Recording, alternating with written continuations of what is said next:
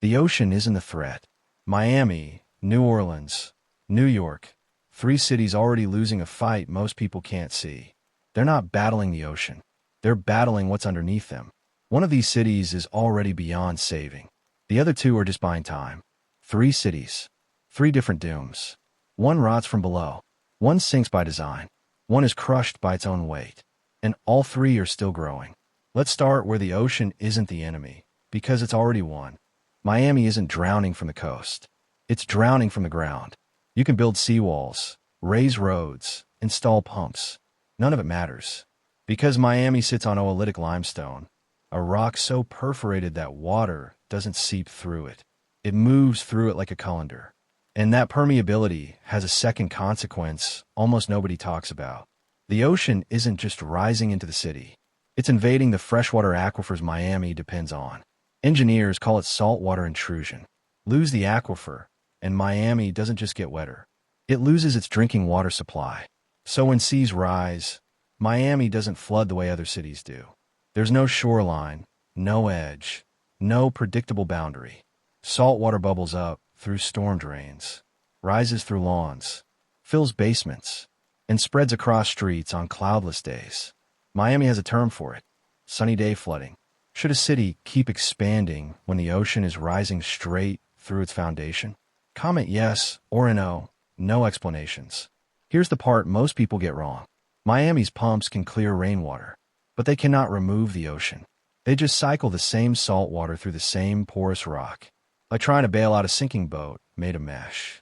Developers know this. Insurance companies know this. Engineers definitely know this.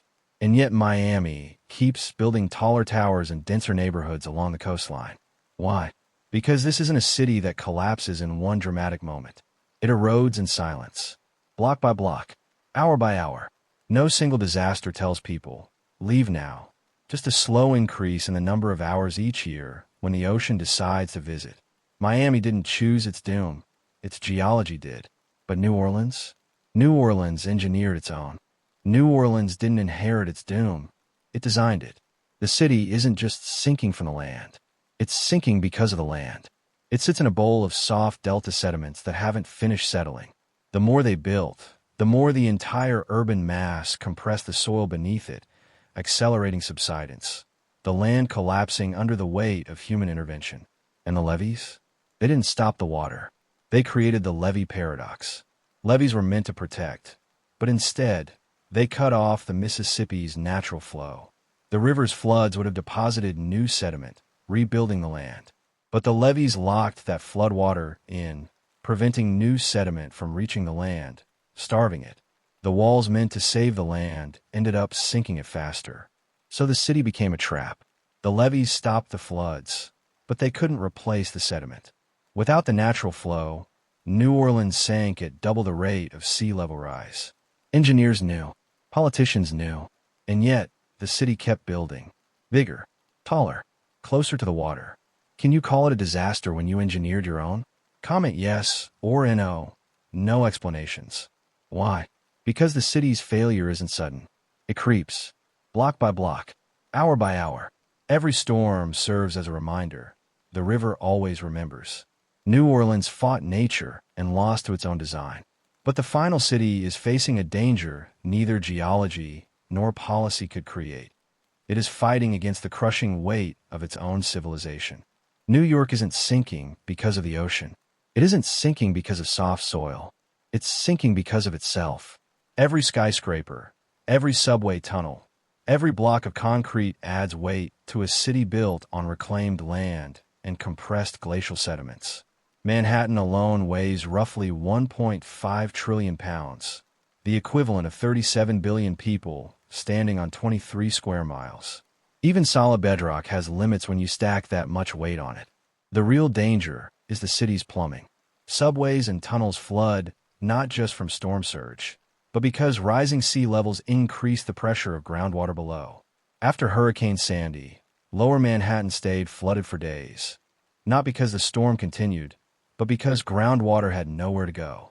The pumps couldn't keep pace with water seeping up from below.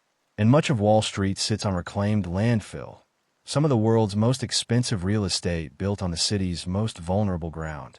When Lower Manhattan floods, global markets hold their breath. Engineers know it. Architects know it. And yet the city grows taller and denser, stressing an already overloaded system. Why? Because the signs aren't immediate. Would you live in a city sinking under its own ambition? Yes or a no?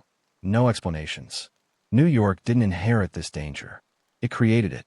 3 cities, 3 dooms, 3 different timelines.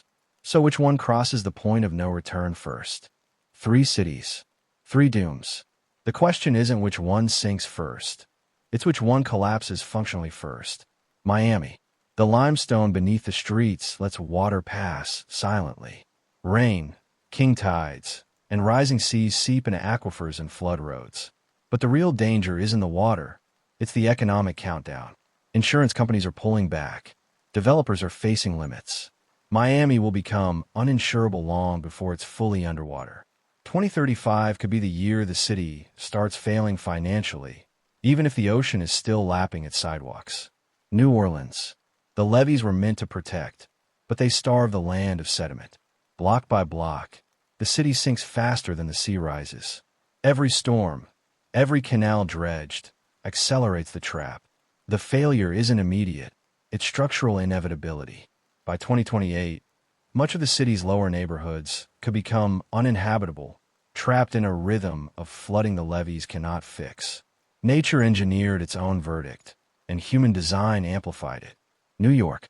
Here, the threat is neither the ocean nor soft soil. It's the crushing weight of civilization itself. Subways flood not from storms alone, but because groundwater is pressed up through cracks in streets and tunnels, compressed by skyscrapers, concrete, and the world's financial ambitions. Lower Manhattan, the financial heart, can be defended, but the outer boroughs cannot. By 2055, some areas will functionally collapse, leaving wealth protected while neighborhoods sink quietly beneath the infrastructure load. Physics says New Orleans will be the first to fail. Economics says Miami will collapse first. Culture says NYC survives longest, but only selectively. Which metric matters most? Which city crosses the point of no return first? Lock in the begging of this video and guess now. Miami, NOLA, or NYC? Comment before the reveal. One city will lose insurability. One will sink under walls it built. One will choose who lives and who drowns.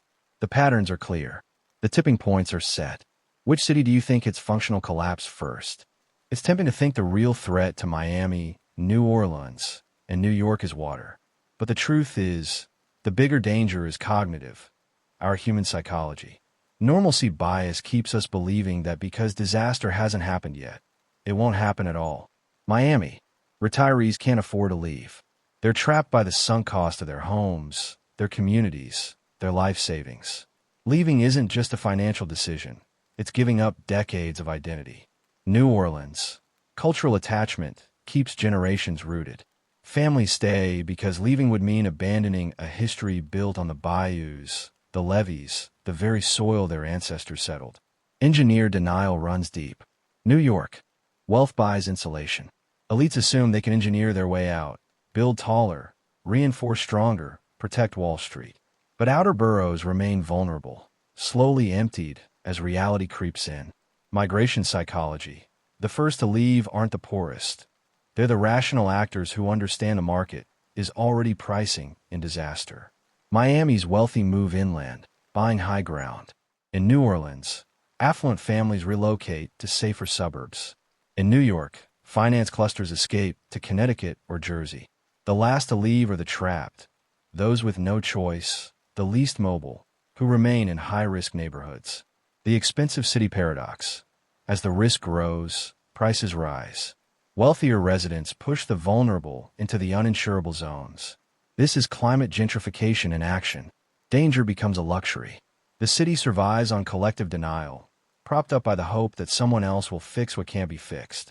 If your city gave you a 20-year countdown, would you move now or wait? This isn't just a race against the water. It's a race against ourselves, against the human refusal to see that a slow problem can be as deadly as a sudden one. The walls don't fall. We just stop noticing where the city ends and the sea begins.